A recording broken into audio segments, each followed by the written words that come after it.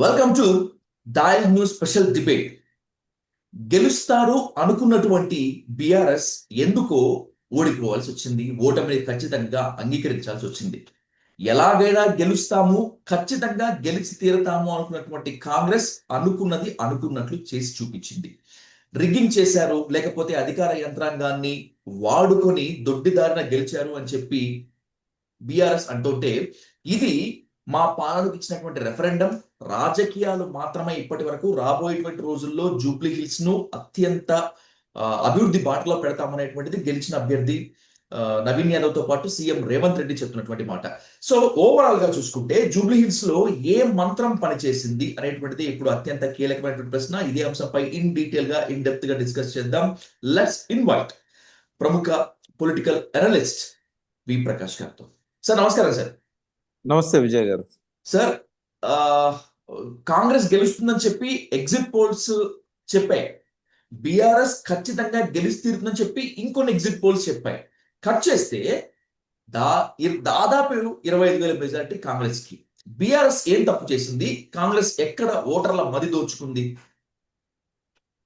యాక్చువల్గా మనసుతో వేసిన ఓటు వేరు, తప్పనిసరి పరిస్థితుల్లో వేసే ఓట్లు వేరు, ఒకరి కోసం ఇంకోరు వేసే ఓటు ఇంకొకటి. ఇక్కడ ఏమైందంటే గెలుపు కోసం ఏం చేయాలనో రేవంత్ రెడ్డి గారు, కాంగ్రెస్ పార్టీ క్యాండిడేట్ ఏం చేయాలనో అన్నీ చేశారు. అంటే ఇక గెలవడమే లక్ష్యం. ఇంకా విలువలు కానీ, లేకపోతే నియమాలు కానీ, ఎలక్షన్ కోడ్ కానీ ఇంకేది కూడా వాళ్ళు పట్టించుకోలేదు. గెలవడం అనేది అందుకే మీరు ఎగ్జిట్ పోల్స్ గురించి చెప్పారు. ఎగ్జిట్ పోల్స్ కంటే ముందు వచ్చిన ప్రీ పోల్స్ కనుక మనం చూస్తే, అంటే పోలింగ్ కంటే ముందు వచ్చిన పోల్స్ ఏవైతే మనం చూస్తే 2 to 3% బీఆర్ఎస్ అహెడ్ ఉంది అని చెప్పి చాలా సర్వేలు చెప్పాయి. కొన్ని సర్వేలు అయితే 10-12% కూడా ఉన్నాయని చెప్పాయి. గవర్నమెంట్కి ఇంటెలిజెన్స్ ఇచ్చిన రిపోర్ట్ కూడా దాదాపు 11% బీఆర్ఎస్ ముందున్నదని చెప్పారు. నాకు తెలిసి కాంగ్రెస్ గెలుస్తుందని మా మార్జిన్ పక్కకు పెట్టండి, కనీసం గెలుస్తుందని చెప్పిన సర్వేలు ఒక్కటి కూడా లేదు. ఏదన్నా చిన్న కొత్తగా మొదలుపెట్టిన సంస్థలు ఏమన్నా 1-2 ఉంటే ఉండొచ్చు, కానీ ఈవెన్ కాంగ్రెస్కి అనుకూలంగా ఉండే సెఫాలజిస్టులు కూడా బీఆర్ఎస్ 2%, 3%తో గెలుస్తుందని చెప్పారే తప్ప గెలవదని ఎవరు చెప్పలే. మరి 3 రోజులలో ఏం జరిగింది? ఇప్పుడు సెఫాలజిస్టులు అప్పుడు ఇచ్చిన వాళ్ళే ఎగ్జిట్ పోల్స్ తర్వాత నాగన్న లాంటి వాళ్ళు, ఇంకా కొంతమంది చాణక్య కానీ వీళ్ళంతా ఏం చెప్పారంటే మొదలు చెప్పిన దానికి భిన్నంగా కాంగ్రెస్ గెలవబోతున్నది అని చెప్పారు.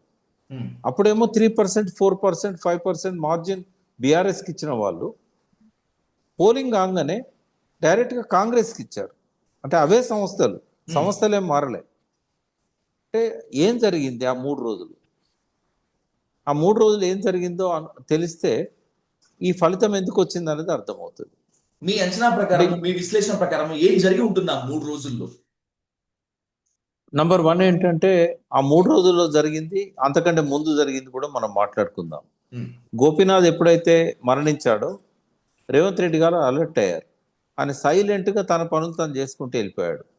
ఫస్ట్ ఏం చేశాడంటే ఆ జూబ్లీస్లో ఉన్న ప్రతి డివిజన్లో ఏమేం పనులు చేయాల్సి ఉన్నది అప్పటిదాకా పట్టించుకోలేదు. ఆయన గోపీనాథ్ ఉన్నంతకాలం పట్టించుకోలేదు.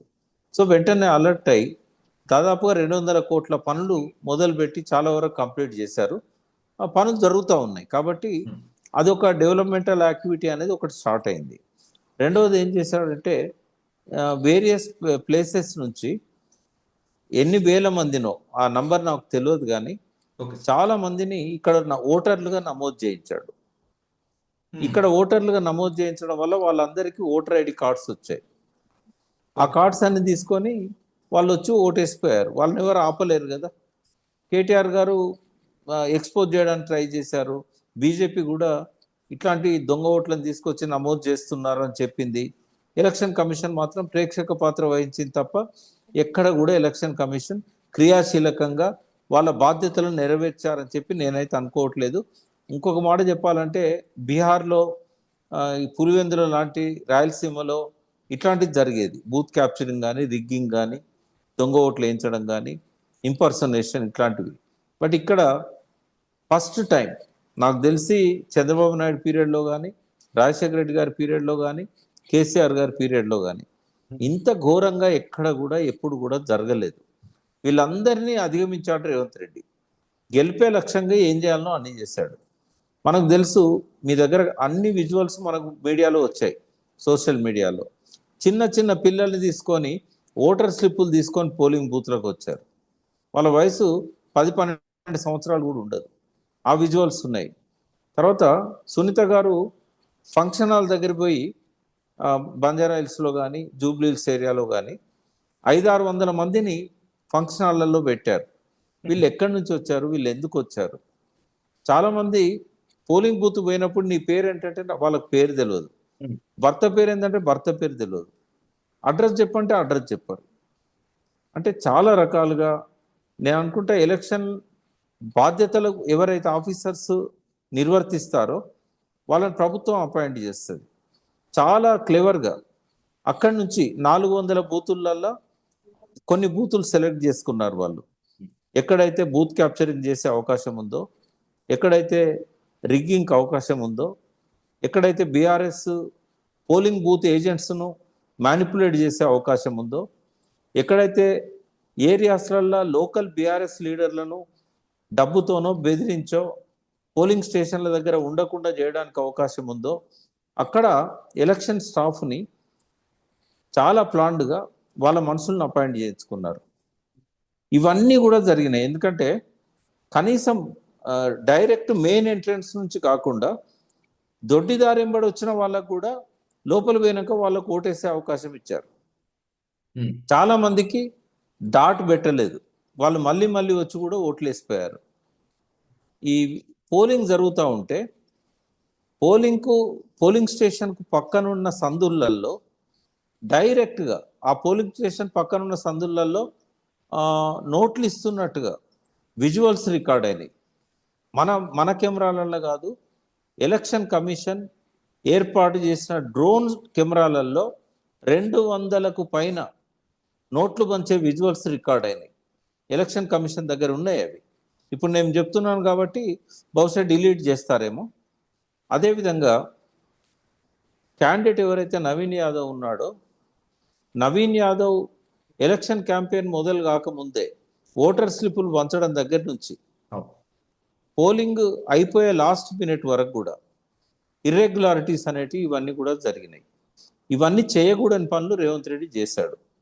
రెండవది చీరల పంపిణీ. 1,00,000కు పైన చీరలు తీసుకొచ్చి పంచాడని చెప్తున్నారు.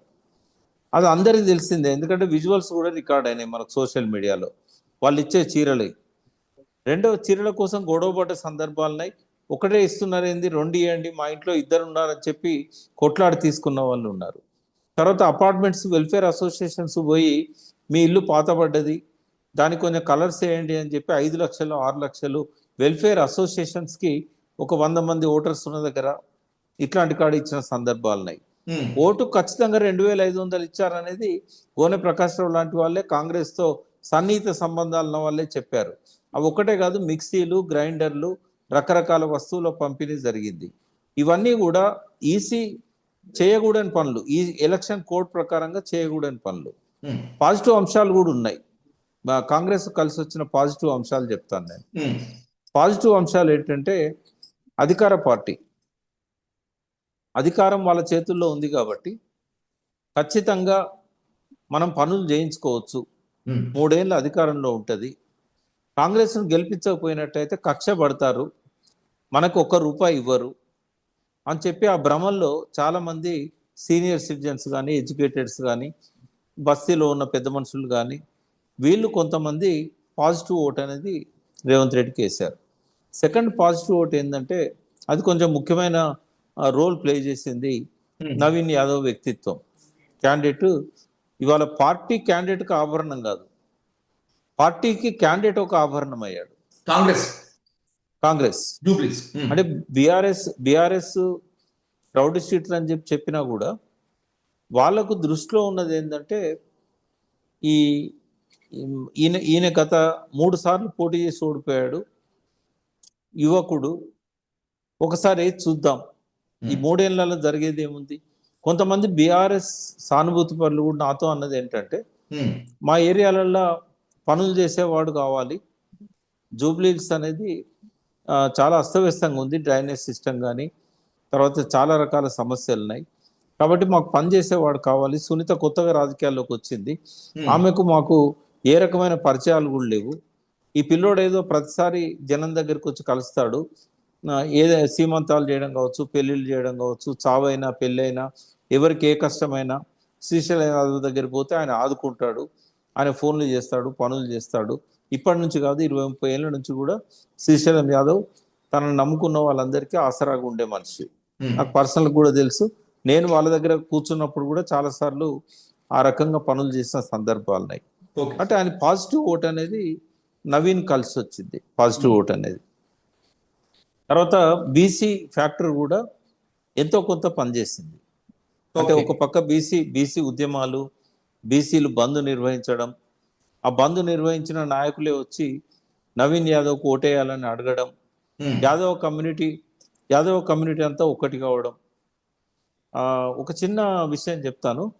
రేవంత్ రెడ్డిని ఎంత తక్కువ అంచనా వేశారంటే, ఆయన ఏదో 5 రోజులో 6 రోజులో 7 రోజులో వీధులలో తిరుగుతాడు, ప్రచారం చేస్తాడు అని అనుకున్నారు. కానీ నామినేషన్స్ ఫైల్ అయిన దగ్గర నుంచి ఈ రోజు వరకు కూడా ఆయన అనుక్షణం ఈ ఎలక్షన్ ఎట్లా గెలవాలనేదే నానో లెవెల్కి వెళ్ళి ప్లానింగ్ చేశాడు. ఒక ఎగ్జాంపుల్ ఏంటంటే, ఒక ఛానల్లో నా పక్కన కూర్చున్న ఒక అనలిస్ట్ చెప్పారు, వాళ్ళ ఇంటి పక్కన ఒక యాదవ కుటుంబం ఉంది, అది ఆ ఏరియాలో బాగా ఇన్ఫ్లుయెన్స్ చేయగలిగే, ఓటర్స్ మీద ప్రభావం చేయగలిగే కుటుంబం అది. ఆ కుటుంబానికి శ్రీశైలం యాదవ్కు పడదు, చాలా సంవత్సరాల నుంచి పడదు. ఈ వైరం వల్ల వాళ్ళు ఏమన్నా యాదవులల్లా స్పీడ్ తీసుకొస్తారు, బీఆర్ఎస్ వైపు వస్తారని చెప్పి స్వయంగా ముఖ్యమంత్రి వాళ్ళ ఇంటికి పోయి శ్రీశైలం యాదవ్ కుటుంబ సభ్యులతోని వాళ్ళకు సఖ్యత ఏర్పాటు చేశాడు.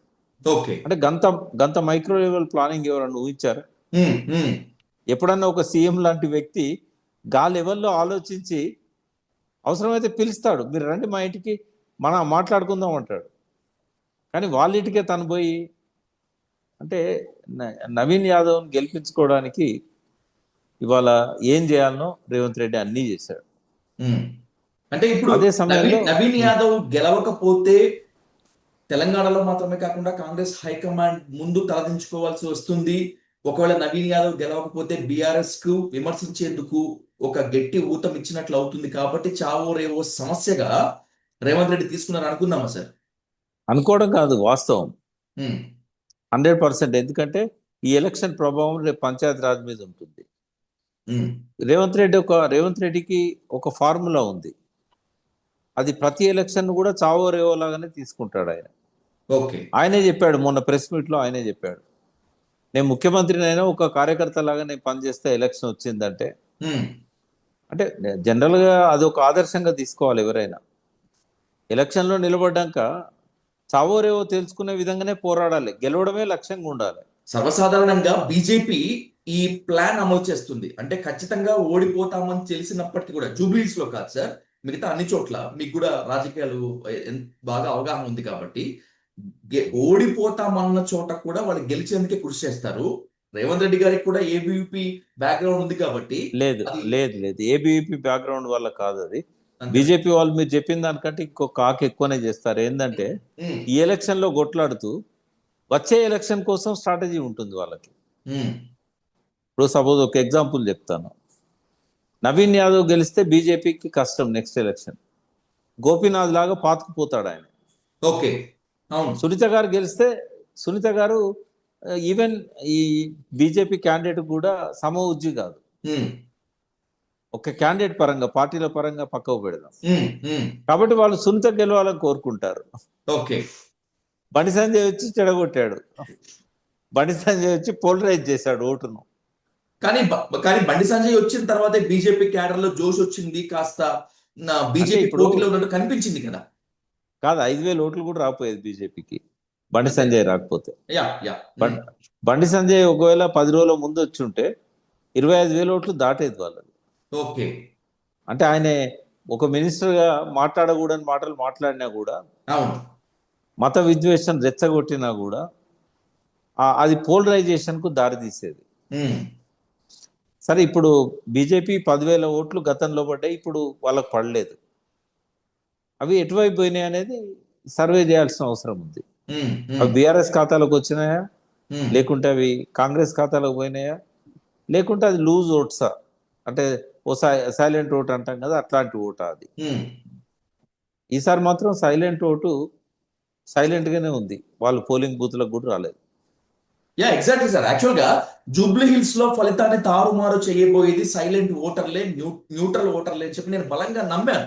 వీళ్ళే డిసైడ్ చేస్తారని చెప్పి. బట్ యాజ్ యూ సెడ్ చాలా బర్నింగ్ ఫ్యాక్ట్ చెప్పారు. సైలెంట్ ఓటర్లు, న్యూట్రల్ ఓటర్లు అసలు జూబ్లీ హిల్స్ లో పోలింగ్ బూత్ కే రాలేదు. దానికి ఎస్, పోలింగ్ శాతాన్ని మనము ఒక తార్కాణంగా చూసుకోవచ్చు. అంటే ఎస్, భయపడ్డారా, లేకపోతే ఈ ఎన్నికల వల్ల ఒరిగేది ఏం లేదని చెప్పి మిన్నకుండిపోయారా? ఎగ్జాక్ట్లీ, నిర్లిప్తత. కొంతమంది చీరలు తీసుకున్న వాళ్ళు, డబ్బులు తీసుకున్న వాళ్ళు కూడా పోలింగ్ బూత్లకు రాలేదు. ఎందుకంటే వాళ్ళు ఆ, ప్రమాణం చేశారా, ఏం చేశారో మనకు తెలియదు, కానీ బీఆర్ఎస్కి అగెనిస్ట్గా ఓట్ చేయడం అనేది వాళ్ళకు నచ్చలేదు. ఉమ్, బీఆర్ఎస్ తోని ఫలితాలు పొందిన వాళ్ళు, పథకాలు పొందిన వాళ్ళు, కేసీఆర్ పట్ల ఒక గౌరవాభిమానాలు ఉన్న వాళ్ళు ఉమ్, వచ్చి కాంగ్రెస్కి వేయకుండా బీఆర్ఎస్కి వేయాలంటే వాళ్ళ మనసు ఒప్పలేదు. ఎందుకంటే డబ్బులు తీసుకున్నారు, చీరలు తీసుకున్నారు. అందుకే కాంగ్రెస్ నాయకులు ఇల్లు వెతికి మీరు మాకు డబ్బులు వాపసు ఇవ్వాలి, చీరలు వాపసు ఇవ్వాలని చెప్పి వాళ్ళ మీద జబర్దస్త్ చేస్తున్నారు, పోలింగ్ బూత్కు రాలేదు కాబట్టి. Okay, okay. కొందరేమో పోలింగ్ బూత్కి వచ్చారు, డబ్బులు తీసుకున్నాం కదా, ఎక్కువనే ఇచ్చారు కదా మనకు, వాళ్ళు 1000 ఇస్తే వీళ్ళు 2500 ఇచ్చారు కదా అని చెప్పి ఆ రకంగా వాళ్ళు కాంగ్రెస్కి వేశారు. Sir, I want ask you one important question. నిజంగా డబ్బులకి ఓట్లు అమ్ముకునేటువంటి వాళ్ళ దగ్గర ఇంతటి మానవత్వం, నిజాయితీ ఉంటుందంటారా? ఎక్స్పెక్ట్ చేయొచ్చా? అంటే కొంతమంది దగ్గర జస్టిఫికేషన్ కోసం వాళ్ళు ఆలోచిస్తారు. ఎందుకంటే ఉమ్, మనకు బాధలు ఉన్నాయి, మనకు అప్పులు ఉన్నాయి. వాళ్ళంతా ఇవాళ బస్తీలలో ఉన్న వాళ్ళే కదా. ఈ 47%లో కనీసం 40% మంది ఓటర్స్ ఎవరైతే ఉన్నారో బస్తీలలో ఉన్నవాళ్ళు. ఉమ్, అందరిలో ఎక్కువ మంది కూలీలు, అడ్డా మీద పోయి కూలీ పనుల కోసం రోజు వీక్షించేవాళ్ళు, నిరీక్షించేవాళ్ళు. వాళ్ళకు అప్పులు ఉంటాయి. కిరాణా షాప్లో అప్పు ఉంటుంది, మెడికల్ షాప్లో అప్పు ఉంటుంది, వడ్డీ వ్యాపారుల దగ్గర కూడా తెస్తారు. తోపుడు పనుల వాళ్ళు గిరిగిరి తీసుకుంటారు, 10% వడ్డీ పడుతుంది. అది 1000 రూపాయలు తీసుకొని 10,000 తీసుకొని రోజుకు 100 రూపాయలు కట్టేవాళ్ళు 100 రోజుల కోసం. అట్లాగే ఆటోలు నడిపేవాళ్ళు, వాళ్ళకి గిరాకీ లేదు. వీళ్ళందరూ కూడా మనసులో వాళ్ళకి ప్రభుత్వం పట్ల వ్యతిరేకత ఉన్నా లేకున్నా ఆ డబ్బులు వాళ్ళకి పెద్ద ఆసరా. డైరెక్ట్గా ఒక ఇంట్లో 10,000 మినిమం వస్తాయి, 10,000 నుంచి 20,000, 30,000 వస్తాయి ఒక ఇంటికి, ఓటర్ సంఖ్యను బట్టి. ఉమ్, అది పెద్ద అమౌంట్ వాళ్ళకి. ఉమ్, వాళ్ళకి అప్పు తీర్చడానికి, మళ్ళీ అప్పు పుట్టించుకోవడానికి అది ఆసరా అవుతుంది. తెలంగాణలో ఒక నిజాయితీ ఉంది, ఇప్పటికి కూడా ఆ నిజాయితీ పోలేదు. ఉమ్, మనము చేసిన మేలును మనం మరవకూడదు. కేసీఆర్ చేసిండు, పథకాలు ఇచ్చిండు, కానీ ఇప్పుడు ఇమీడియట్గా రేవంత్ రెడ్డి చేస్తున్నాడు కదా. ఉమ్, అయితే వాళ్ళకి జస్టిఫికేషన్ ఎక్కడ వస్తుందంటే బీఆర్ఎస్ ప్రతిపక్షంలో ఉంది కదా, గెలిచినా కూడా వాళ్ళు ఏం మనకు చేసేది ఉండదు కదా. ఇదే కాంగ్రెస్ గెలిస్తే కొంత మనకు డెవలప్మెంట్ వీలవుతుంది అనేది కొంతమందిలో ఉంటుంది. బాగా కసి ఉన్న వాళ్ళు తక్కువగా ఉంటారు. ఇంకోటి, ఇప్పుడు మనం అందరం మాట్లాడే మాటలు కానీ, సోషల్ మీడియా కానీ, పత్రికలు కానీ, డే టు డే రాజకీయాలు కానీ, రేవంత్ రెడ్డి స్పీచ్లు కానీ, కేటీఆర్ స్పీచ్లు కానీ ఎంతమంది వింటారు? ఉమ్, ఇప్పుడు అన్ని ఛానళ్ళ టీఆర్పీ మనం చూసినా కూడా ఒక 10%, 20% కంటే ఎక్కువ ఉండదు జనసంఖ్యలో, ఉమ్. జనాభాలో. తర్వాత ఏ మీటింగ్ అయినా వాళ్ళ మనుషులనే తీసుకొచ్చుకుంటారు కదా. అవును రేవంత్ సార్. రెడ్డి కాంగ్రెస్ మనుషులను తెచ్చుకుంటాడు, బీఆర్ఎస్ మనుషులను తెచ్చుకుంటారు. ఉమ్, కొంతమంది డబ్బులు ఇస్తే వచ్చి మీటింగ్లకు అటెండ్ అయిపోయే వాళ్ళు ఉంటారు. వాళ్ళు ఎటు నిర్ణయం తీసుకుంటారు? ఇద్దరు మాటలు వింటారు, ఇద్దరు మీటింగ్లకు వస్తారు, డబ్బులు ఎవరిస్తే వాళ్ళకి ఇస్తారు. ఉమ్, ఇంకోటి, ప్రజల లోపల ఎంత అజ్ఞానం ఉందంటే రాజకీయ చైతన్యం అనేది దాదాపుగా అన్ఎడ్యుకేటెడ్స్లో చాలా తక్కువ పర్సెంట్ ఉన్నది. ఉమ్, రాజకీయ చైతన్యం లేదు వాళ్ళకి. సార్. చాలా మందికి అక్షరాస్యత కూడా లేదు, ఏదో సంతకం పెట్టొస్తుంది కావచ్చు, పేరు రాయాల్సి వస్తుంది కావచ్చు. ఉమ్, మరి అటువంటి వాళ్ళందరూ ప్రభావితం అవుతారు కదా. ఈక్వేషన్స్ వాళ్ళకి ఏం తెలుస్తాయి? ఉమ్, పొలిటికల్ ఈక్వేషన్స్. అవును సార్. అంటే ఎవరు మేలు చేస్తే వాళ్ళకి ఓటేసే మనుషులు ఉంటారు. ఇవన్నీ కూడా కలిసి వచ్చినాయి. సింపతి కూడా నవీన్ యాదవ్ మీద బాగా వర్కౌట్ అయింది, సునీత గారి మీద సింపతి వర్కౌట్ అయ్యే టైంకు రేవంత్ రెడ్డి ఏం చేశాడు? ఇంకొక అస్త్రాన్ని బయటికి తీశాడు. ఉమ్, వాళ్ళ అజారుద్దీన్ మంత్రి పదవి. అట్లా కాదు, అజారుద్దీన్ వేరు, మళ్ళీ అది మైనార్టీస్ గురించి మాట్లాడదాం. ఓకే ఇక్కడ సార్. ఏం చేశాడంటే వాళ్ళ తల్లిని, గోపీనాథ్ తల్లిని, ఉమ్, గోపీనాథ్ మొదటి భార్య కొడుకును, వీళ్ళందరినీ రంగంలోకి తీసుకొచ్చాడు. ఉమ్, ఆయన సపోర్ట్ లేకుండా జరిగిందని నేను అనుకోను. పర్టికులర్గా ఆయన పెంచి పోషిస్తున్న టీవీ ఛానళ్ళే వాళ్ళని ఎక్కువగా ఇంటర్వ్యూ చేసి ప్రజల ముందుకు తీసుకొచ్చాయి. అంటే సానుభూతి ఎక్కడ వర్కౌట్ అవుతుందో గోపీనాథ్ రెడ్డి భార్య ఎక్కువ అని చెప్పి దాన్ని కౌంటర్ చేయడానికి ఇది చేశాడు. వీళ్ళేమో ఈయన మీద వచ్చే సానుభూతిని డైవర్ట్ చేయడానికి రౌడీ షీటర్ కొడుకు అని చెప్పారు. బట్ ఇది వర్కౌట్ కాలేదు, ఎందుకంటే చాలా కాలమైంది ఆయన రౌడీ షీటర్ పనులు మానేసి. నవీన్ యాదవ్ ఎప్పుడు రౌడీ పనులు చేయలే, రౌడీ షీటర్ కాదు. మొన్న రౌడీ మాటలు మాట్లాడిండు కానీ దాంతో వాళ్ళు కొంచెం మందలిచ్చినట్టున్నారు, మళ్ళీ ఇంకోసారి దాన్ని రిపీట్ చేయలేదు. కాబట్టి సానుభూతి అనేది నవీన్ యాదవ్ కూడా కొంత వర్కౌట్ అయింది. ఏది ఎట్లున్నా ఒక్కొక్క బూతులో మినిమం 30 ఓట్ల నుంచి 100 ఓట్ల వరకు నమోదు చేశారు వాళ్ళు. ఎక్కడెక్కడి నుంచో తీసుకొచ్చి, ఇక్కడ వాళ్ళు కాని వాళ్ళని కూడా తీసుకొచ్చి.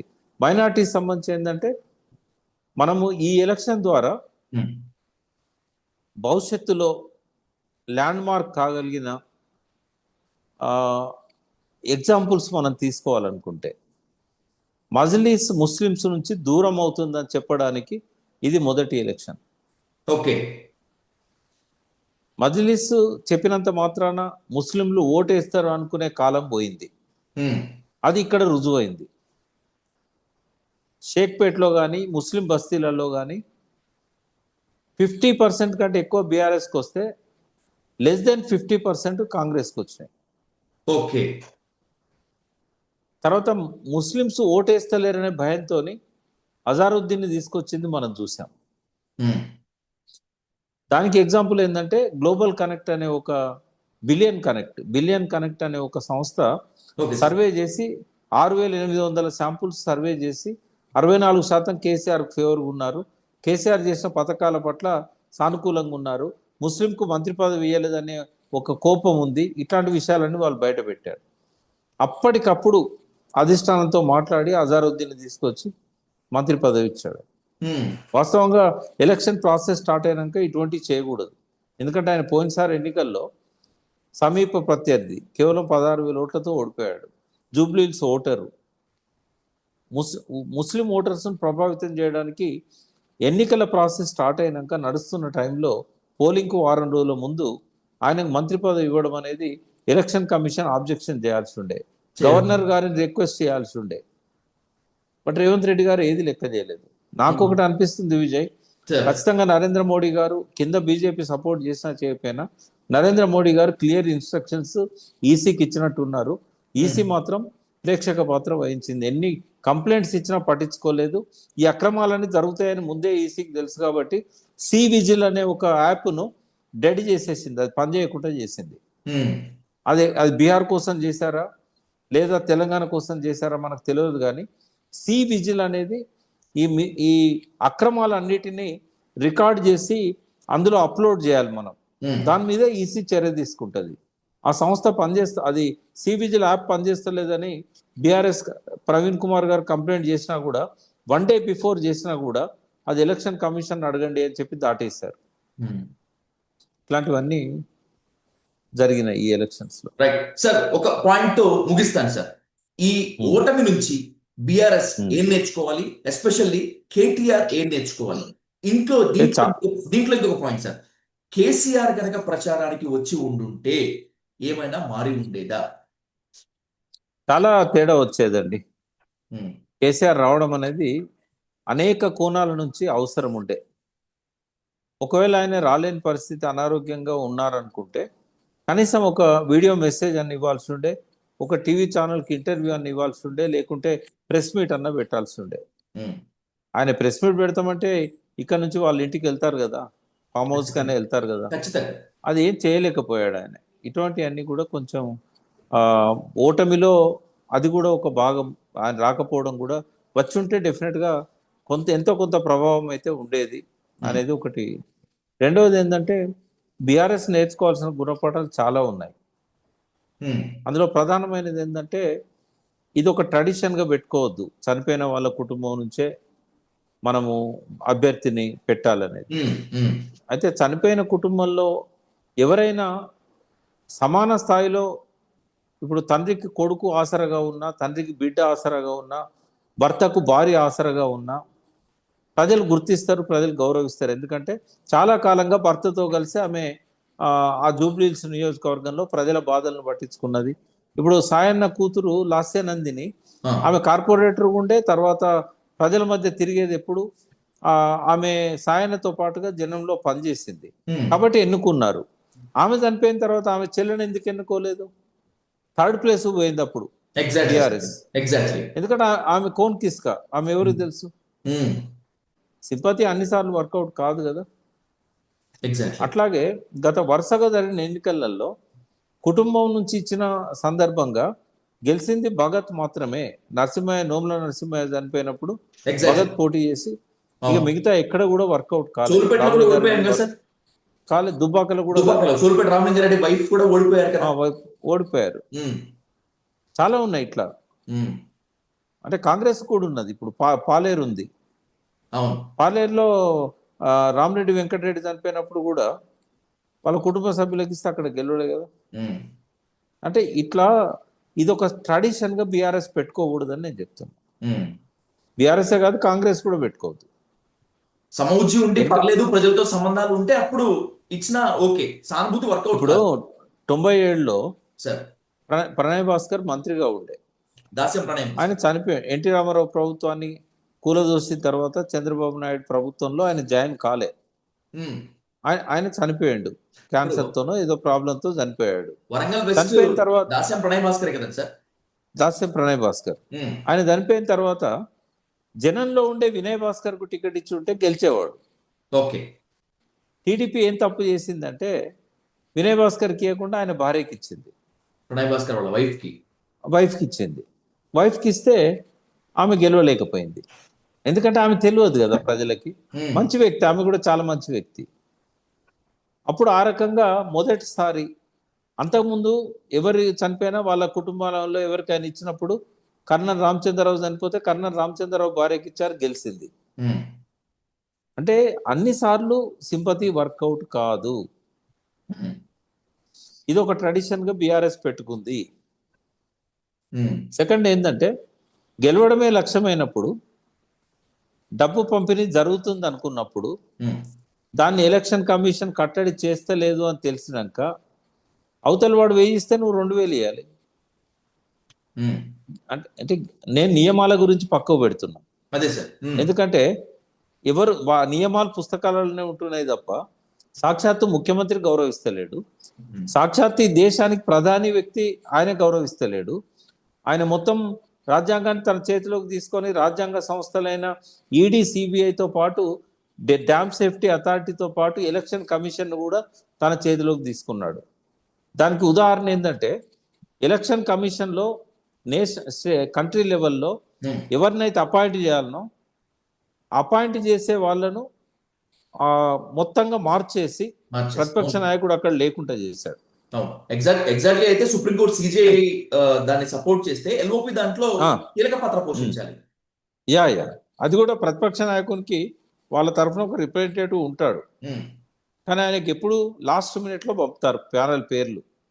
75-100 పేర్లు పంపి తెల్లారంగా మీటింగ్ పెడతారు 8 గంటలకు 9 గంటలకు, ఉమ్, రాత్రి 10 గంటలకు పంపుతారు.